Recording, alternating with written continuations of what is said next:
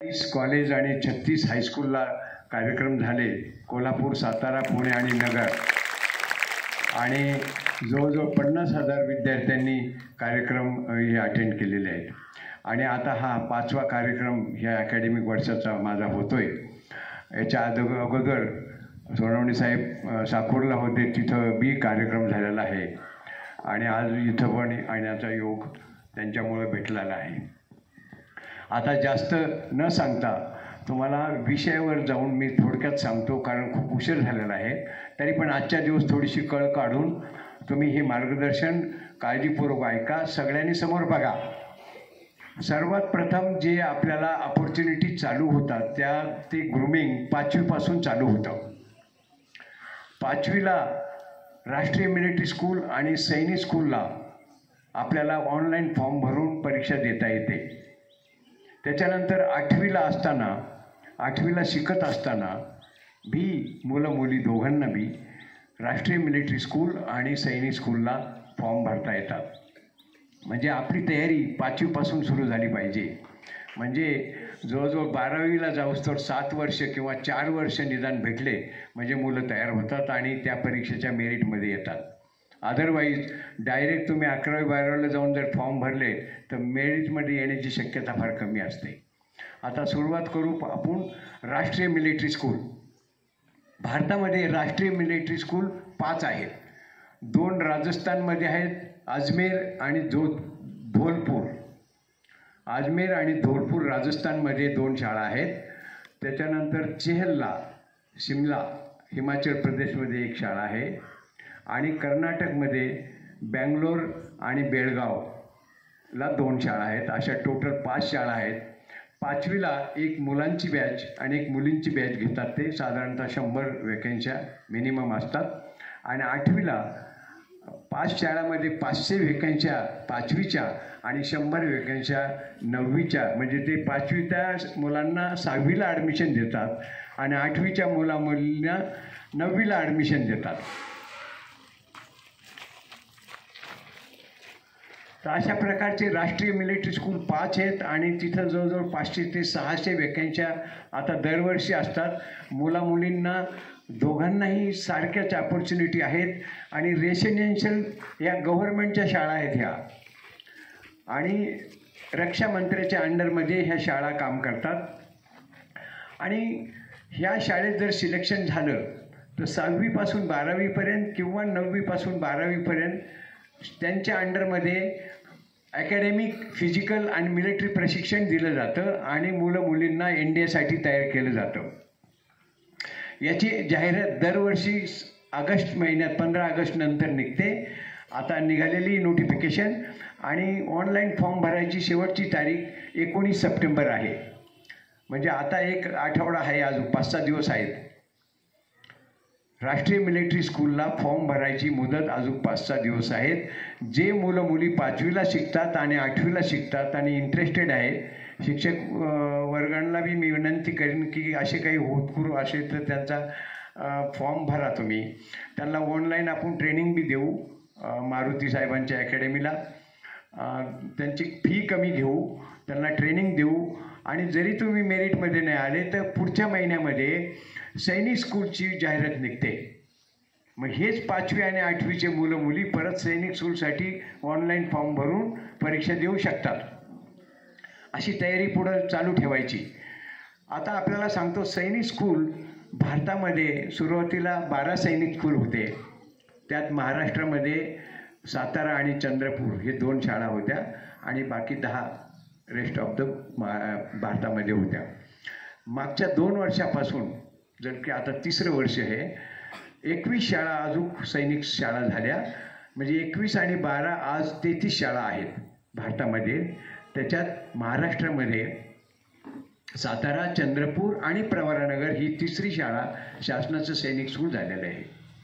याच्या व्यतिरिक्त तुम्हाला सांगतो, ह्या 33 शाळेच्या व्यतिरिक्त 23 शाळा अजून नॉमिनेट केल्यात गव्हर्नमेंट ऑफ इंडियाने, रक्षा मंत्रालयाने, ज्या सेमी सैनिक स्कूल होणार आहेत पुढच्या जूनपासून. त्यात महाराष्ट्रात परत 2 शाळा आहेत, एक सोलापूरला आहे आणि एक नागपूरला आहे. आणि 33 आणि 23 अशा 56 शाळा पुढच्या जूनपासून भारतामध्ये सैनिक स्कूल होणार आहेत आणि हा आकडा केंद्र सरकारला 100वर न्यायचा आहे. म्हणजे कालांतराने भारतामध्ये 100 सैनिक स्कूल होतील आणि जितक्या शाळा वाढतील तेवढे वॅकन्स्या वाढतील. म्हणून आता मौका आहे की राष्ट्रीय मिलिटरी स्कूलला जरी मेरिटमध्ये नाही आले तुम्ही तरी सैनिक स्कूलला परत फॉर्म भरून अभ्यासाला लागा. सैनिक स्कूलमध्ये खूप जास्त वॅकन्स्या वाढत चालल्यात, त्यामुळं तिथं तुमचा नंबर लागू शकतो. सैनिक स्कूल आणि RMSला तुम्हाला सांगतो 5वीला थोडंसं जनरल नॉलेज, थोडंसं इंटेलिजन्स टेस्ट आणि इंग्लिश आणि गणिताचे प्रश्न असतात ऑनलाईन. 8वीसाठी ह्या मुली समोर बघा, त्या मागच्या मुली आपसात बोलतात. हां, माझ्याकडे बघा. सैनिक स्कूलमध्ये 300 मार्काची परीक्षा 5वीच्या मुलांची आणि 400 मार्काची परीक्षा 8वीच्या मुलांची असते. त्यात 2 पेपर असतात. 5वीला 150 मार्काचा गणिताचा पेपर, 150 मार्काचा जनरल पेपर. 8वीला 200 मार्काचा गणिताचा पेपर आणि 200 मार्काचा जनरल पेपर. सिलेबस 5वीच्या आणि 8वीच्या सिलेबसवरच प्रश्नपत्रिका असतात. आता आपण पुढे जाऊ. जर 5वीला बी तुम्ही अभ्यास केला पण मेरिटमध्ये नाही आले, 8वीला बी केला तरी नाही आले, तर तुम्हाला मग 10वीला गेल्यानंतर 10वी शिकत असताना सर्व्हिसेस प्रेपरेटरी इन्स्टिट्यूट मुलांचं औरंगाबादला आहे आणि आता मुलींचं नाशिकला आहे. 10वीत शिकत असताना तुम्ही ऑनलाईन फॉर्म भरू शकता. SBIची जाहिरात दरवर्षी डिसेंबरमध्ये निघते. आता पुढच्या 2 महिन्यांनी SBIची जाहिरात निघते. जे मुलं मुली 10वीत शिकतात त्यांनी SBIचे फॉर्म भरायचे. त्याची परीक्षा एप्रिलमध्ये असते. आपली परीक्षा 10वीची मार्चमध्ये असते. आपली परीक्षा झाल्यानंतर 1 महिन्याचा टाईम देतात ते आणि मग SBIची परीक्षा असते. सब्जेक्ट तुमच्या 10वीच्या सिलेबसवरच प्रश्नपत्रिका असतात. एक गणिताचा पेपर आणि एक जनरल पेपर. गणितामध्ये फक्त काय आहे, तिथून 10वीपासून पुढं मायनस मार्किंग आहे. म्हणजे समजा गणिताचे 150 मार्काची परीक्षा असली आणि त्याच्यात जर काही चुकले, प्लीज जास्त मुवमेंट नको साहेब लोक, समोर बघा सगळ्यांनी. आपण सगळे ग्रामीण भागातली आणि शेतकऱ्याची मुलं आहेत. थोडं उन्हाला पावसाला घाबरायचं नाही जास्त. आणि सैनिकी सेवेत जायचं असलं तर फिजिकल फिटनेस पाहिजे नाही तर आम्ही घेणार नाही म्हणतो. मला फिजिकल फिटनेसला जास्त वेटेज आहे आमच्याकडं. मार्क तर पाहिजेत, मार्काचं कॉम्पिटिशन खूप आहे, मार्क तुम्हाला देतात लोक. पण एकदा तुम्ही फौजमध्ये जायचं म्हणल्यावर मार्क नाही विचारित मग आम्ही. ते तुम्ही फिजिकली किती फिट आहे ते बघतो. तर 10वीचे जो नोटिफिकेशन आहे ही डिसेंबरला निघणार. तुम्ही SBIला फॉर्म भरू शकता. नंबर 1. 10वीला गेल्यावर तुम्हाला एक ऑपॉर्च्युनिटी अजून आहे. समोर बघा सगळे, काही नीचे खाली बघतात. मी समजू शकतो की खूप उशीर झालेला आहे आणि तुम्ही थकलेले आहेत. मी पण पुण्याहून येता येता थकून गेलो आहे आणि तुम्ही वाट बघून थकलात. पण आपल्याला थकून नाही चालणार, ठीक आहे. आपल्याला त्या स्पीडनी आणि इंटरेस्टनी काम करायचे सर्वांना. तर आता SBIला डिसेंबरमध्ये जाहिरात निघल्यावर ह्या शाळेतून काही मुलामुलींनी जरूर फॉर्म भरावा. तुम्हाला इथं नगर आणि नाशिक सेंटर आहे परीक्षा देण्याचं, त्यामुळं काही प्रॉब्लेम नाही आहे. SBIला गणिताला मायनस मार्किंग आहे म्हणून ती महाराष्ट्र लेवलची परीक्षा आहे. थोडी टफ असते. मेरिट थोडं हाय मेरिट असतं, कारण तिथं फक्त 80 मुलं आणि 40 मुलांच्याच जागा आहेत संपूर्ण महाराष्ट्रामधून. 80 मुलं औरंगाबादला बॅच घेतात ते 11वीला आणि 40 मुलींची बॅच घेतात ते नाशिकला.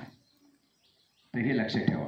पण सिलेबस मात्र तुमच्या 10वीच्याच प्रश्नपत्रिका मात्र 10वीच्याच सिलेबसवर असते. आता आपण पुढे जाऊ. 10वीला शिकत असताना मुलांना एक अजून ऑपॉर्च्युनिटी आता आलेली, अग्निवीर भरती. अग्निवीरसाठी जे सोल्जर GD आणि जे ग्राउंड सोल्जर आहेत त्यांच्यासाठी 10वीत शिकत असताना किंवा 10वी उत्तीर्ण झाल्यावर फॉर्म भरू शकतो. आणि टेक्निकल जसं क्लर्क आणि टेक्निकल ट्रेड असतात त्याच्यासाठी 12वी उत्तीर्ण पाहिजे. 12वी शिकत असताना किंवा 12वी उत्तीर्ण झालेले मुलं मुली फॉर्म भरू शकतात. मुलींची फिजिकल ट्रेनिंग पुण्याला होते. मुलांची वर्षातून 48,000 जागा आहेत भारतामध्ये मुलांच्या. 10वी आणि 12वी शिकलेल्या मुलांना अग्निवीरमध्ये वर्षातून 2दा भरती आहे. 24 दुने 48,000 जागा आहेत. 6 महिन्याला भरती असते ती. 6 महिन्याला 24,000 मुलांच्या जागा आहेत आणि 600 मुलींच्या जागा आहेत. ज्या मुली 10वीला शिकतात किंवा 12वी झालेल्या आहेत त्या अग्निवीरला फॉर्म भरू शकतात. आणि मुलींचे चान्सेस जास्त आहेत कारण आपल्या ग्रामीण भागातल्या मुली बी थोड्याशा रफ अँड टफ असतात, ज्या आम्हाला फौजमध्ये तसं पाहिजे. म्हणून मुली प्रत्येक बॅचला 600 मुली भरती होतात आणि त्यांचं बँगलोरला ट्रेनिंग चालतं. तुम्हाला सांगायला मला आनंद होईल की ही पहिल्या बॅचची जी मुलगी आहे औरंगाबादला जी ट्रेनिंगला गेल्या होत्या त्याच्यात खेळाडू एक मुलगी होती. ती खेळामध्ये तिने वर्चस्व गाजवल्यामुळे आर्मीने तिला सुभेदार साहेबांचं प्रमोशन दिलेलं आहे. सुभेदार साहेब बघा, ती मुलगी आमच्याकडे जे खेळाडू असतात त्यांना डायरेक्ट हवालदार आणि नायब सुभेदार म्हणून भरती करून घेतलं जातं. ही बी तुम्हाला माहीत पाहिजे की जर ग्रामीण भागात कोणा मुलगा मुलगी चांगले खेळाडू असतील तर त्यांच्यासाठी वेगळी भरती आहे. आता नेव्ही आणि एअरफोर्सच्या स्पोर्ट्स कॅटेगरीच्या भरत्या चालू झालेल्या आहेत. आपल्या आर्मीची बी भरती चालू होते. नोटिफिकेशन आलेले आहे माझ्याकडं. ज्या मुलं मुली आपल्या स्टेट लेवलला किंवा नॅशनल लेवलला खेळतात त्यांना हवालदार आणि ज्या इंटरनॅशनल कॉमनवेल्थ वगैरे असे गेममध्ये भाग घेतात त्यांना नायब सुभेदारच्या पदावर भरती करून घेतलं जातं. बँगलोरला ट्रेनिंग करीत असताना त्या मुलींनी पॅराड्रॉपिंग केलेलं आहे, NCCचं कॅडेट केलेलं आहे. त्या मुलींनी स्पोर्ट्समध्ये आउटस्टँडिंग अचिव्हमेंट केल्यामुळं तिला नायब सुभेदारचं प्रमोशन दिलेलं आहे. बघा, 4 वर्षात ती नायब सुभेदार बनलेली आहे. 1 लाख रुपये पगार झाला त्या मुलीचा. तुम्ही विचार करा, 8वी शिकलेले, 10वी शिकलेले, 12वी शिकलेले मुलींना भरती झाल्यानंतर लगेच 40,000 पगार आहे. इथं कोणी देईल का 40,000? सगळ्या फॅसिलिटीसह 40,000 पगार. राहणं, खाणं, training, certificate, transport, medical, education सगळं फ्री आहे आणि वरून 40,000 पगार आहे. आणि शरीर बी तंदुरुस्त ठेवतात. म्हणून ही प्रेस्टिजियस नोकरी सगळ्यांनी करावा आणि ह्या उद्देशाने मी गावोगावी जाऊन हे अभियान चालवलेलं आहे. याला थोडं सिरियसली घ्या, इतकं लाईटली घेऊ नका, कारण बाहेर तुम्हाला खूप कॉम्पिटिशन आहे. बाहेर तुम्हाला काही जास्त चान्स मिळणार नाहीत, कारण सरकारी नोकरी हळूहळू कमी होत चालल्यात आणि त्या काही दिवसांनी राहणार नाही. सगळं प्रायव्हेटायझेशन होईल. मी अजून उदाहरण देऊ शकतो. माझा मुलगा IT मध्ये इंजिनियर आहे. तो सिनियर कम्प्युटर इंजिनियर आहे. त्याच्या अंडरमध्ये 5-6 इंजिनियर काम करतात. IT मध्ये 25,000 रुपये पगार आहे त्यांचा. बघा, इंजिनिअरिंग डिग्री घेतलेली 25,000वर कामं करतात. आणि फौजमध्ये 8वी झालेला मुलगा, 10वी झालेला मुलगा मुलगी भरती झाली तर 40,000 पगार आहे आणि ते अजून वाढणार आहेत. आता आपण पुढे जाऊ. SPI नंतर तुम्ही जे अभ्यासाला कमजोर आहेत पण फिजिकली फिट आहे त्यांनी अग्निवीरमध्ये जा. बाकीच्यांनी SPIला फॉर्म भरा.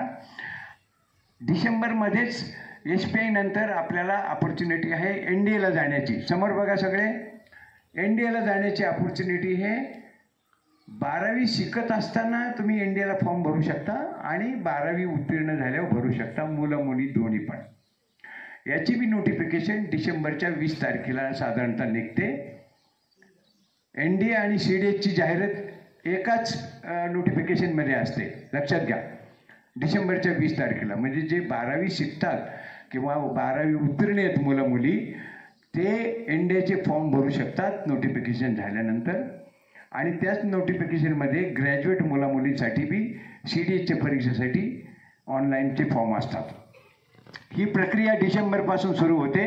ह्या मागच्या मुली जरा समोर बघा, मागच्या. हां, ते तू मागं बघते ना, तू जास्त हे करते.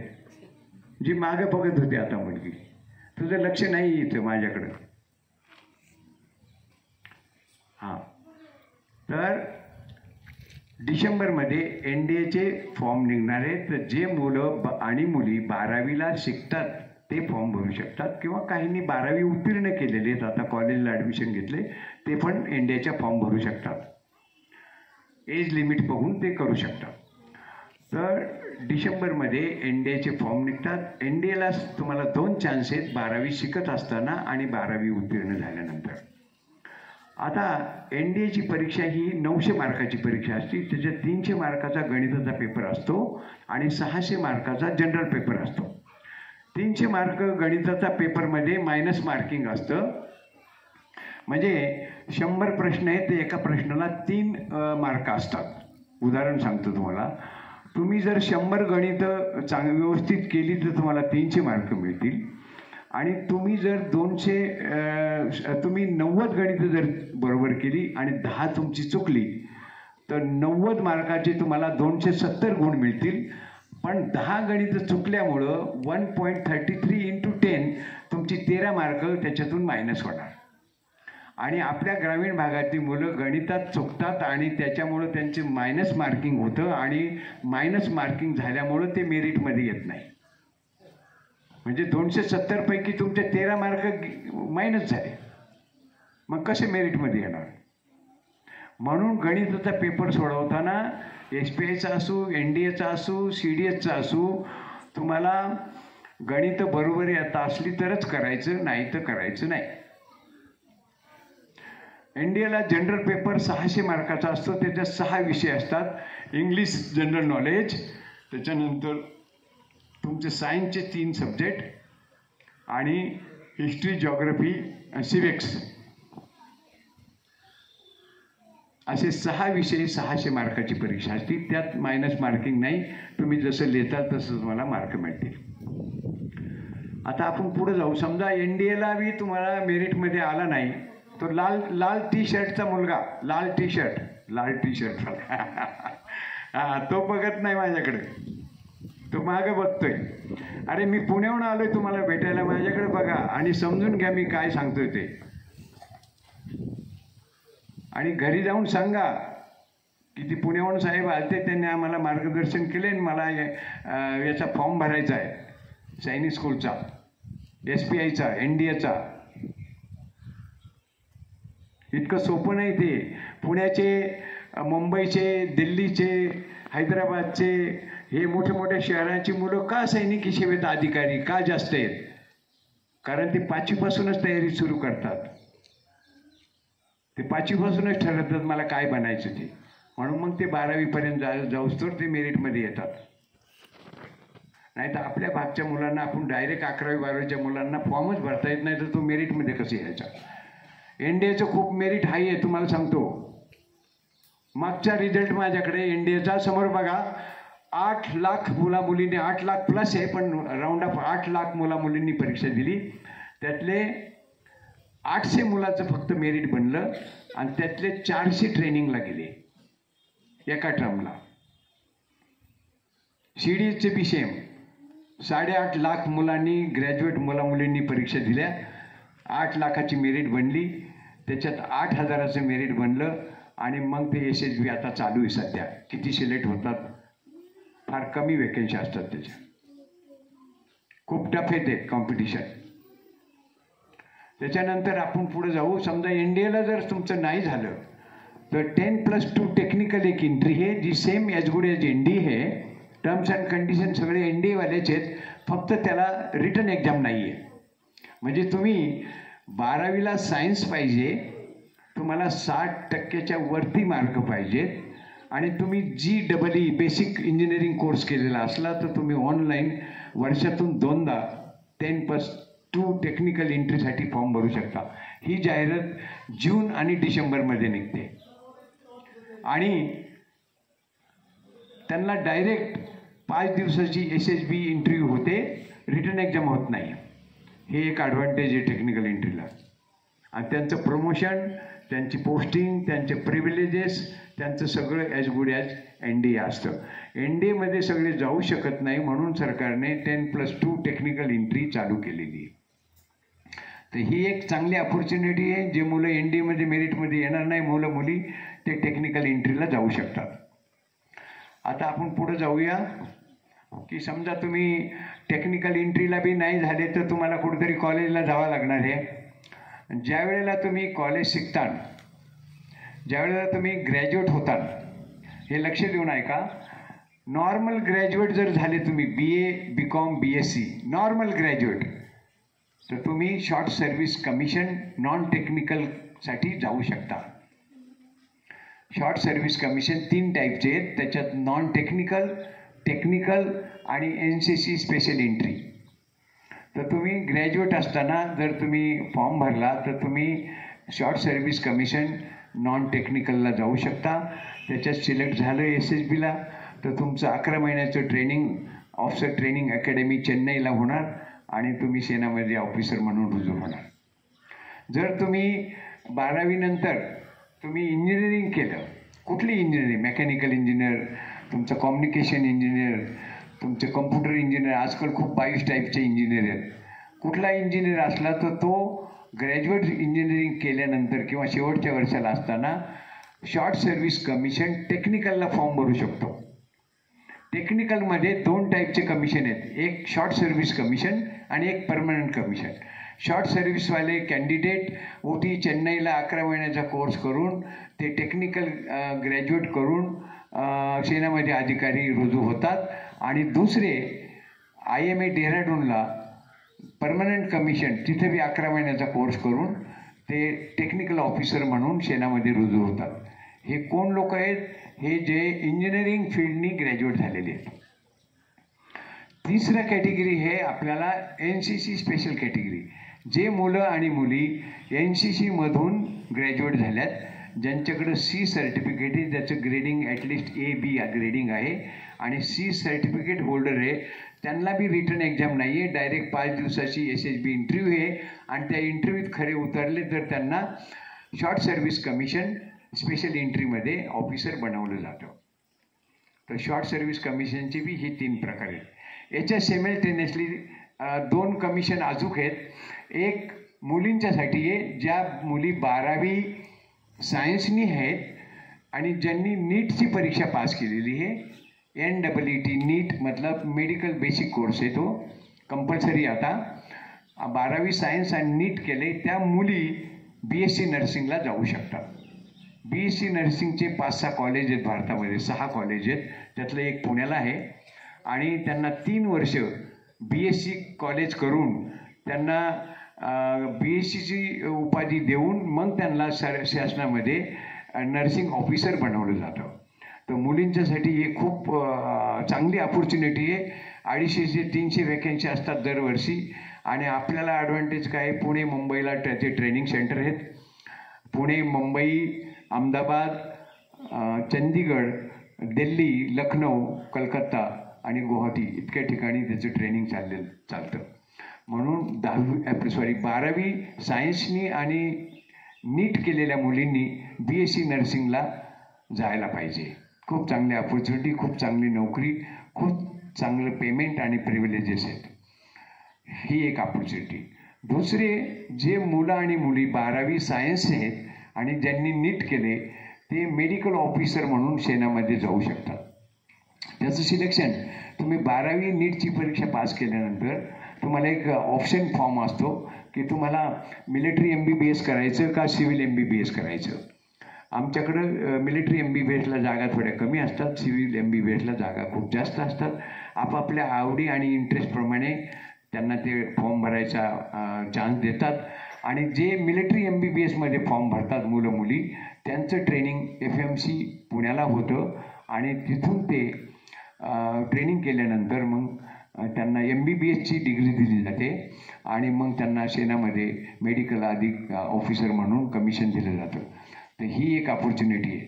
तर अशा प्रकारचे तुमचे 5वीपासून तर पार पोस्ट ग्रॅज्युएटपर्यंत वेगवेगळ्या ठिकाणी अपॉर्च्युनिटी आहेत. तर त्याचा तुम्ही आत्तापासूनच तयारी लागून कुठं ना कुठं मुलं मुली ते ऑटोमॅटिक सिलेक्ट होतात, कारण त्यांना कॉम्पिटिशन एक्झाम करायची सवय लागते. कॉमन एंट्रन्स टेस्ट असं ज्या होतात त्याच्यातून एक सगळ्यात मोठा फायदा आहे की मुलं त्याला फाईट करायला तयार होतात मेंटली. मग ते म्हणतात की कशी प्रश्नपत्रिका येऊ द्या, कुठली परीक्षा येऊ द्या, त्याच्यात मी पास होणार. अशा प्रकारची त्यांची मेंटॅलिटी बनते, मोटिवेशन येतं आणि मग ती मुलं 5वीला नाही तर 8वीला, 8वीला नाही तर 10वीला, 10वीला नाही तर 12वीला, नाही तर टेक्निकलला किंवा शॉर्ट सर्व्हिसला किंवा मेडिकलला कुठं ना कुठं ते फिट होतात. आणि जे फिट नाही होतील त्यांचा इतका बेस बनतो की ते कुठेतरी शासनाचे अधिकारीच बनणार, गॅरंटेड आहे. जे सिलेक्ट होणार नाही इंडियाला किंवा टेक्निकलला किंवा सेनामध्ये नाही जातील, सगळेच नाही जाणार, पण त्यांचा बेस इतका चांगला असतो की ते कुठं ना कुठंतरी शासनाचे अधिकारीच बनणार, डेफिनेटली बनणार. कारण ते आदर्श विद्यार्थी बनणार तर पुढं ऑटोमॅटिक ते आदर्श नागरिक बनणार. तर ही खूप गरज आहे. आपल्याला नुसतं तुम्ही मार्क घेऊन मी हे शिकन ते शिकन याच्यावर थांबू नका, त्याचा काही उपयोग होणार नाही. तुम्ही ग्रॅज्युएट होता आणि पोस्ट ग्रॅज्युएट होता पण पुढं अचिव्हमेंट काहीच नाही होणार. तुम्ही कॉम्पिटिशनच्या CETच्या कॉम्पिटिशन एक्झाम द्यायच्या तयारीला लागा, तरच काहीतरी त्याच्यातून रिझल्ट मिळेल. हा एक विषय झाला. त्याच्यात दुसरं आता की अकॅडमिक बरोबर तुम्हाला फिजिकल आणि मिलिटरी प्रशिक्षण पाहिजे, तरच तुम्ही काहीतरी प्रगती करू शकता किंवा सेनामध्ये जाऊ शकता. फिजिकल हे म्हणजे काय की तुम्ही रोज सकाळी उठून तुम्हाला 1 तासभर तरी व्यायाम करायला पाहिजे. वॉकिंग, रनिंग किंवा तुमचा आवडता गेम खेळायला पाहिजे किंवा प्रिफरेबली गेम संध्याकाळी खेळा. सकाळी व्यायाम करा, संध्याकाळी गेम खेळा. काही शाळेमध्ये जे रेसिडेन्शियल शाळा आहे सकाळी PT कंपल्सरी आहे. काही ठिकाणी मी चालू केलेली आहे, सकाळी कंपल्सरी PT आहे आणि संध्याकाळी 4 ते 5 गेम पिरियड आहे. सगळ्यांनी आपापल्या आवडीचे गेम खेळायचे. गेम खेळल्यावर कपडे खराब होतात. गेम पिरियड संपल्यानंतर सगळ्यांनी घरी जायचं, म्हणजे तुम्ही कपडे साफ करू शकता, आंघोळ करू शकता.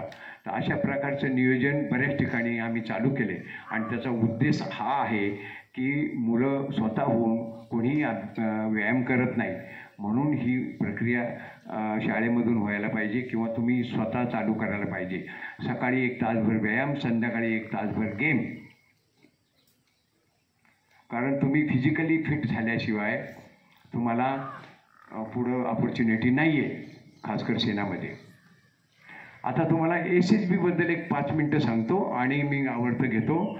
सर्व्हिसेस सिलेक्शन बोर्ड काय आहे की तुम्ही NDAला मेरिटमध्ये आल्यानंतर किंवा टेक्निकलला गेल्यानंतर किंवा शॉर्ट सर्व्हिसला फॉर्म भरल्यानंतर एक 5 दिवसाची सर्व्हिसेस प्रिपरेटरी इन्स्टिट्यूट असतं. तिथं SSBला 5 दिवस तुम्हाला बोलवलं जातं. तिथं सायकोलॉजिकल टेस्ट म्हणजे रिटन टेस्ट होते, फिजिकल टेस्ट होते आणि इंटरव्ह्यू होते. त्या 3 एजन्सी इंडिपेंडेंट आहेत. 900 मार्काची परीक्षा परत तिथं होते. 300 मार्काची लिखित परीक्षा, 300 मार्काची ग्राउंड टेस्टिंग आणि 300 मार्काची इंटरव्ह्यू. आणि त्या तिन्ही एजन्सीमध्ये जे मुलं मुली खरे उतरतात त्यांनाच ते अधिकारी बनवलं जातं. तिथं तुमची मार्क नाही बघितली जात, त्याचे तुमचे क्वालिटी बघितले जातात. क्वालिटी म्हणजे काय? गुण. तुमचं बोलणं, चालणं, वागणं, तुमचं डिसिप्लिन, फिजिकल फिटनेस, मेंटल रॉबिस्टनेस, तुमचं रायटिंग कॅपॅसिटी, तुमची लिसनिंग कॅपॅसिटी, तुमची स्पीकिंग ॲबिलिटी, हे सगळं चेक केलं जातं. याच्यासाठी होता होईल तेवढे रोज निबंध लिहायला पाहिजे, रोज इंग्लिशमध्ये बोलायला पाहिजे, शेतावर जाऊन मोठ्याने बोलायला पाहिजे, कोणाला डिस्टर्ब नाही होईल अशा प्रकारे अभ्यास करावा लागतो, तर ती तयारी होते. तर याच्यातून काही तुम्ही हळूहळू सुरू करा. आणि निश्चितच ग्रामीण भागात मी आता खूप शाळा कॉलेजवर कंटिन्यू जातो. आपल्या मुलामुलीमध्ये खूप पोटेन्शियल आहे, खूप हिंमत आहे तुमच्याकडं खूप स्टेमिना आहे, तुमच्याकडं खूप आहे, सगळं काय आहे. तुम्हाला मार्गदर्शन नाही आहे, तुम्हाला माहीत नाही काय करायचं ते. आणि म्हणून हे सेमिनार आपल्या स्कूल मॅनेजमेंटने हे आपल्यासाठी ऑर्गनाईज केले की तुम्ही याच्यातून काही बोध घेऊन, काही मोटिवेशन घेऊन की ठीक आहे, मी सेनामध्ये जाणार, सेनामध्ये अधिकारी बनणार किंवा मी काहीतरी करणार जीवनामध्ये, अशा प्रकारचा दृढ निश्चय संकल्प तुम्हाला करायला पाहिजे, तरच तुम्ही काय करू शकता. हे मागचे मुलं सरळ बसा. हां, थकले. आता मला सांगा की 5वी पासून तर तुम्हाला 12वी पर्यंत शाळा आहे, तुम्हाला 4-5 ऑपॉर्च्युनिटी इथंच आहेत. शिक्षकांना विनंती करेन की जे नोटिफिकेशन येईल त्या नोटिफिकेशनला तुम्हाला माहिती कोणती मुलं थोडीशी बऱ्यापैकी करू शकतात त्यांचे कंपल्सरी फॉर्म भरा, त्यांना अभ्यासाला लावा. फॉर्म भरल्यानंतर त्या फॉर्म भरायच्या निमित्ताने मुलं अभ्यास करतात, हा माझा अनुभव आहे. तुम्ही फॉर्म नाही भरले तर काही करणार नाही मुलं. ते म्हणजे वार्षिक परीक्षा मार्चमध्ये, मग बघू काय होईल ते. आणि तुम्ही वार्षिक परीक्षेत त्यांना फेल करत नाही. मग ते कशाला अभ्यास करतील? त्यांना फॉर्म भरायचे आणि कॉम्पिटिशन एक्झामला बसवायचे की तू मेरिटमध्ये आला पाहिजे, तू मेरिटमध्ये आली पाहिजे. आणि त्यांना एकदा त्याची आवड लागली ना, मग ते कॉम्पिटिशन एक्झामला भेट नाही. मग ते दरवेळेला प्रत्येक ऑपॉर्च्युनिटीला फॉर्म भरून फाईट करतात. आणि एकदा फेल होईल, दोनदा फेल होईल, तिसऱ्या वेळेला तर नक्कीच होणार ना. तर अशा प्रकारची तयारी सुरू करा. मला इथे येऊन आपल्याला भेटायची आणि थोडंसं बोलण्याची संधी दिली. मी परत एकदा सर्व मॅनेजमेंटचे आणि खासकर प्राचार्य साहेबांचे आणि आमचे सहयोगी जिटे साहेबांचे खूप धन्यवाद देतो त्यांना की त्यांनी इथं मला बोलवलं आणि आपल्या सगळ्यांना भेटण्याचा मला योग आला. मी स्वतःला खरंच भाग्यशाली समजतो की मला असं कार्यक्रमाला जाऊन आपल्या सगळ्यांना भेटण्याचा योग येतो आणि माझे विचार प्रगट करायला मला संधी मिळते. मी तुम्हाला सगळ्यांना तुमच्या पुढच्या वाटचालीसाठी खूप खूप शुभेच्छा देतो आणि थांबतो. जय हिंद, जय महाराष्ट्र.